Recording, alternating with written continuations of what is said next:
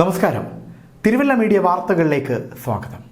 തിരുവല്ല താലൂക്ക് ആശുപത്രിയിലെ അസ്ഥിരോഗ വിഭാഗം ഡോക്ടർ സ്വകാര്യ മെഡിക്കൽ സ്റ്റോറുമായി ചേർന്ന് ഓപ്പറേഷനും മരുന്നിനുമായി അമിത തുക രോഗികളിൽ നിന്ന് ഈടാക്കുന്നതായി പരാതി.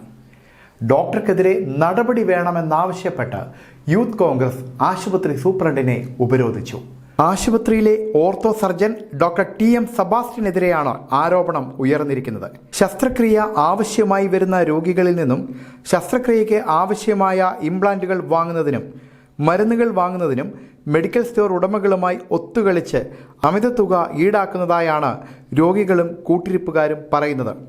സാമ്പത്തിക പ്രതിസന്ധി മൂലം കഴിഞ്ഞ ഏതാനും മാസങ്ങളായി ആരോഗ്യ ഇൻഷുറൻസ് പദ്ധതിയുടെ പരിരക്ഷ രോഗികൾക്ക് ലഭിക്കാറില്ല. ഇതിൻ്റെ മറപിടിച്ച ഡോക്ടർ സെബാസ്റ്റ്യൻ ശസ്ത്രക്രിയ ആവശ്യമായി വരുന്ന രോഗികളെ സാമ്പത്തികമായി ചൂഷണം ചെയ്യുന്നതായ പരാതിയാണ് ഉയർന്നിരിക്കുന്നത്. സ്വകാര്യ ആശുപത്രികളിലേതിന് സമാനമായ തുകയാണ് ശസ്ത്രക്രിയയ്ക്കായി ചെലവഴിക്കേണ്ടി വരുന്നതായാണ് രോഗികളും കൂട്ടിരിപ്പുകാരും പരാതി പറയുന്നത്. താലൂക്ക് ആശുപത്രിയിൽ ചികിത്സയിൽ തുടരുന്ന 2 രോഗികൾ ആശുപത്രി സൂപ്രണ്ടിന് രേഖാമൂലവും പരാതി നൽകിയിട്ടുണ്ട്. അതേസമയം ഡോക്ടർക്കെതിരെ നടപടി വേണമെന്നാവശ്യപ്പെട്ട് യൂത്ത് കോൺഗ്രസ് തിരുവല്ല നിയോജക മണ്ഡലം കമ്മിറ്റിയുടെ നേതൃത്വത്തിൽ ആശുപത്രി സൂപ്രണ്ടിനെ ഉപരോധിച്ചു.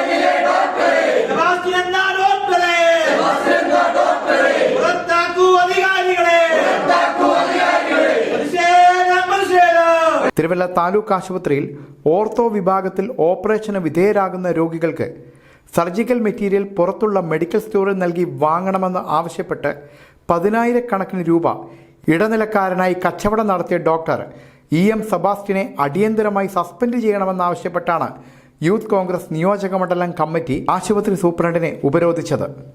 യൂത്ത് കോൺഗ്രസ് നിയോജക മണ്ഡലം president Abhilash Vettikkadan, block Congress president Eappen Kurian, KSU സംസ്ഥാന secretary Ansil Azeez, R Jayakumar, Vishakh Vanpala, youth Congress ജില്ലാ ഭാരവാഹികളായ MK കാഞ്ചന, ജിബിൻ കാലായിൽ, ജിബിൻ പുളിമ്പള്ളിൽ, രാജേഷ് മലയിൽ, രാജൻ തോമസ്, യൂത്ത് കോൺഗ്രസ് ഭാരവാഹികളായ ജിബിൻ മൈക്കടത്ത്, ടോണി ഇട്ടി, അഡ്വക്കേറ്റ് രേഷ്മ രാജേശ്വരി, ജെയ്സൺ പടിയറ എന്നിവർ നേതൃത്വം നൽകി.